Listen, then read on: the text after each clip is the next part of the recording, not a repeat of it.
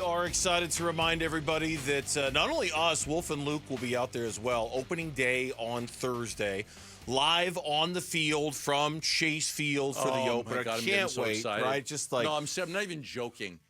I'm just getting so excited. Opening day baseball.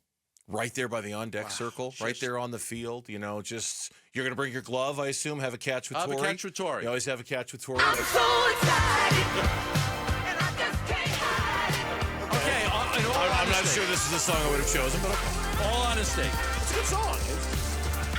the Pointer Sisters. Yes, It's a great song. it's a great song. I'm about to lose control, and I think I like it. I know. I want you. Yeah. I grew up in a disco You know what? era, man. Seriously. I saw DeBarge in Contrary to Radio City Music Hall. Seriously. I saw Luther Vandross and DeBarge. Listening to you sing along to that song, that's the highlight of the day. Good night, everybody. We're done. Yeah, I can do See you it. tomorrow. Listen, I See did you later. It's not getting any better than that. I did not hate the disco era. Out of all the openings of all the major sports, baseball is still the most special. Sure. Yeah. Nothing against the other sports. Nothing beats opening day in baseball. Nothing. I would agree. It's a special day. I enjoy the whole day. I enjoy because usually, do they still do it where like it's baseball on all day long? Like there's a game at 9 o'clock in the morning and you just watch baseball. Although we've already had opening day. It was in another country. Well, yeah, we did. Dodgers we spanking the Cubbies. We did. Technically, that counts. Has there ever been an opening day with higher expectations than this one for the Arizona Diamondbacks? The year after they won the World Series? That'd be the only other one I could think of. The only other one. You had Johnson and Schilling? World Series champs. You did nothing to harm your roster the year after that. Everybody thought you could very well repeat that you still had a very good team. That is literally the only one I can think of. Like the year after they went to the World Series a couple of years ago, yes, there was a lot of anticipation for that. That was last year. I know, just that's this time a year ago. They go out and get Eduardo Rodriguez. They go out and get Jordan Montgomery. They went out and got Eugenio Suarez. They went out and improved the roster dramatically. I mean, that one was, I guess, last year maybe a little bit, but then they didn't go out and get Corbin Burns. This year's team went out and spent $210 million to bring in one of the 5 or 6 best pitchers in Major League Baseball. You know, when you factor that into the equation, that and what they did to address Christian Walker's departure, we assume this is a great question. A whole season of Eugenio Suarez, not half a season, a whole season of Corbin Carroll, and not half a season.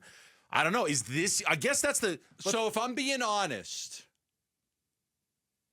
was there more anticipation for this season or last season? Right. That's ultimately what the question boils down to, I think. I'd probably lean towards last season. Okay. Because of what they were able to address in getting Suarez for third base and having Montgomery, and like it just seemed like all the areas that they needed to address, they addressed.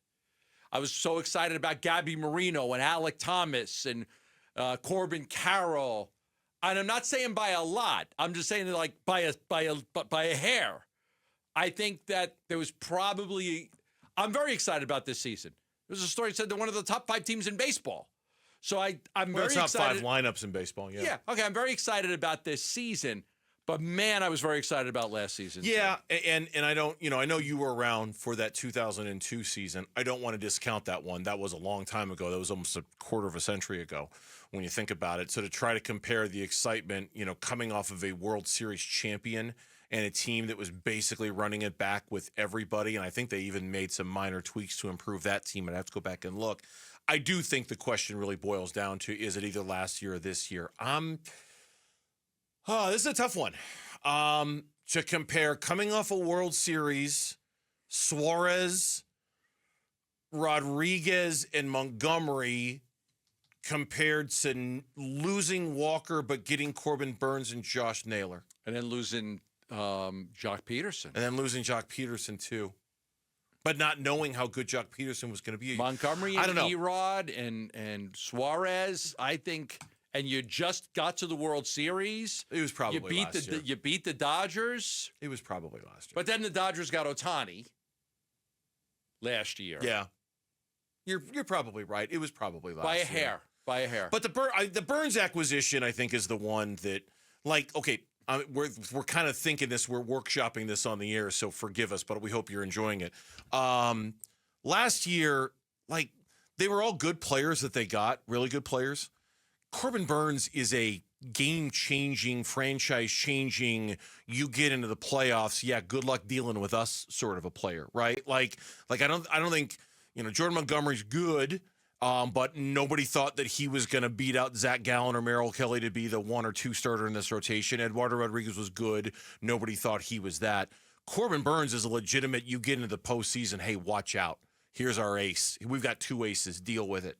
You know what I mean? And it's like, so there is sort of a feeling that if they can just get back into the postseason, that they are so built for success in it, maybe better than they were a year ago because of what they've done to the rotation. We shouldn't underestimate Josh Naylor either.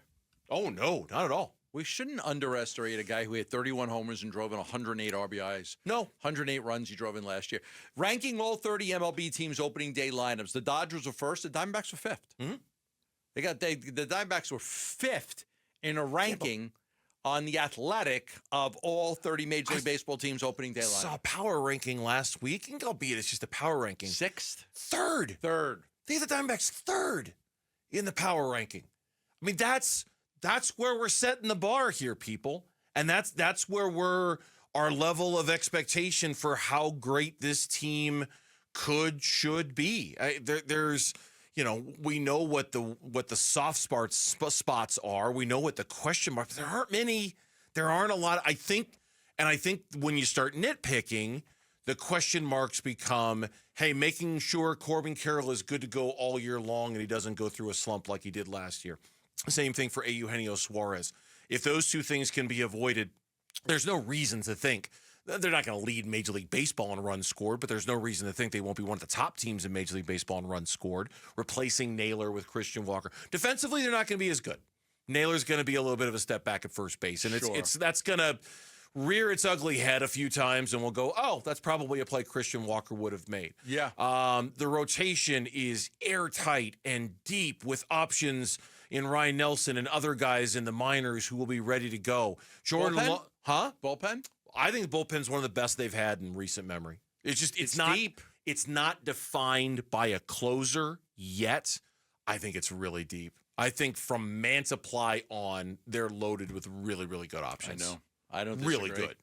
Yeah. Mantiply, Kinkle, Thompson, Puck, Mantiply, Martinez. I think Mart. those 5. Now, if Shelby Miller is going to be everything he was in spring, I don't know if I want to put him as the 6th guy, but he certainly is an arm. It's like they're just loaded top to bottom. And in a game you're getting blown out and you don't want to use that bullpen, you just give the ball to Jordan Montgomery. There you go. And there's, not that they weren't motivated a year ago. Motivation's kind of a funny thing. I do think they're going to be really motivated by the fact that they missed it by 1 game last year. And that there's going to be a little bit more of a, hey, let's not, we can't just burn this one in June because it's just June. That there'll be a little bit more of an understanding that last year going 1-5 in the final 6 games cost them a spot in the postseason, and to not allow it to come to that this year. Didn't we go into the final 2 games and we needed somebody to sweep 2 games and not split, but there was no reason for anybody to win 2 games after they won the first Mets one? and the Braves. It's the Mets and the Braves. They each needed to just win. Once they won the first one, there was no reason for them to win the second one. Right. And that first game was that crazy, the last 3 innings of it was just drunk in turn, everybody hitting home runs, the lead just changing hands over and over again, Mitch. And then how excited we got when we found out Chris Sale was scratched from his start, thinking the Mets were going to win both. I still remember in the news, I'm like, Chris Sale's not going to make the start. Oh my God, the Mets might win both. Yeah, no, didn't happen. Yeah, I remember the Mets won the first one, and they had no reason to win the second one. None whatsoever. And it's still, I think that second one was a close game, wasn't it? Closer than people thought? Maybe I'm remembering that part wrong.